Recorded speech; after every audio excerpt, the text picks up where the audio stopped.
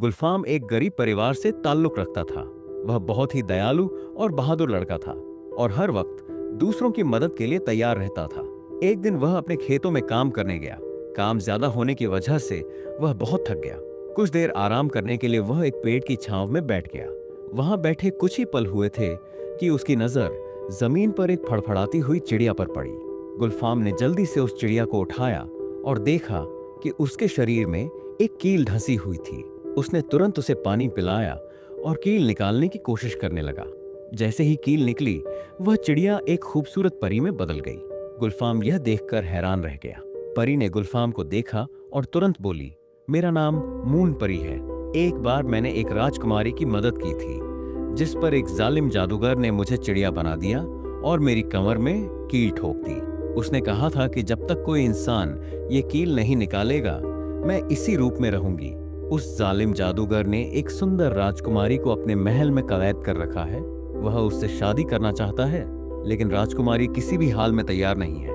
वह राजकुमारी राजा और रानी की इकलौती बेटी है और उनकी बेटी के गुम हो जाने से वे बहुत दुखी हैं। वे दिन रात रोते रहते हैं। परी ने गुलफाम से राजकुमारी की मदद करने की गुहार लगाई। गुलफाम को पता था कि ये काम उसकी जान को भी खतरे में डाल सकता है, फिर भी वह तुरंत तैयार हो गया। मून परी ने अपनी जादुई छड़ी गुलफाम की ओर बढ़ाते हुए कहा, आंखें बंद करके इसे पकड़ लो, मैं तुम्हें पल भर में ही जादूगर के महल के पास पहुंचा दूंगी। गुलफाम ने आंखें बंद करके छड़ी को पकड़ा और अचानक उसे एक जोरदार झटका लगा। जब उसने आंखें खोली तो देखा कुछ दूरी पर एक अजीब सा महल खड़ा है। परी ने गुलफाम से कहा, उस महल के अंदर राजकुमारी कैद है और वहीं एक पिंजरे में एक छोटी सी चिड़िया भी बंद है। उसी चिड़िया में जादूगर की जान है। अगर तुम उस चिड़िया को पिंजरे से निकालने में सफल हो गए तो समझ लेना कि जादूगर की जान तुम्हारे हाथ में है। वह डर जाएगा और तुम्हें नुकसान नहीं पहुंचा सकेगा। मून परी ने गुलफाम को एक अंगूठी दी और कहा, ये अंगूठी अपने पास रखो, इससे तुम पर कोई जादू असर नहीं करेगा। गुलफाम ने अंगूठी पहन ली और महल में दाखिल हो गया। वहां उसे सामने ही रस्सियों से बंधी हुई राजकुमारी दिखी। राजकुमारी बेहद खूबसूरत थी। गुलफाम ने जल्दी से उसे आजाद किया और फिर पास ही रखे पिंजरे की ओर बढ़ा। उसने पिंजरे में हाथ डालकर चिड़िया को पकड़ लिया। जैसे ही चिड़िया बाहर आई, पूरा महल जोर से हिलने लगा। राजकुमारी ने बताया, जादूगर को अब पता चल गया है कि तुम महल में हो, वह इसी ओर आ रहा है। अचानक गुलफाम के सामने एक डरावनी शक्ल का जादूगर प्रकट हुआ। वह गुस्से में चिल्लाया, अगर अपनी जान की सलामती चाहते हो तो चिड़िया मुझे सौंप दो। गुलफाम ने साफ इनकार कर दिया। जादूगर ने जब देखा कि गुलफाम मानने वाला नहीं है तो वह उससे मिन्नतें करने लगा।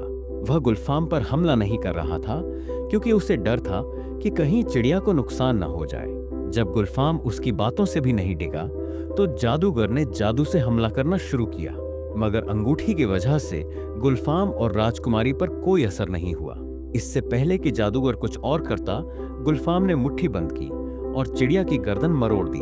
एक ही पल में जादूगर मर गया। तेज हवा चली और महल भी गायब हो गया। मून परी दूर से ये सब देख रही थी। वह तुरंत गुलफाम और राजकुमारी के पास आ गई। राजकुमारी को जब सब पता चला तो उसने गुलफाम और मून परी का शुक्रिया अदा किया और कहा, मेरा नाम गुलबानो है, आपने मेरी जान बचाकर मुझ पर बहुत बड़ा एहसान किया है। कृपया मेरे महल चलिए और मुझे सेवा का मौका दीजिए। गुलफाम ने सहमति दी तो मून परी ने फिर अपनी छड़ी आगे बढ़ाई। गुलफाम और गुलबानो ने आंखें बंद करके उसे थाम लिया।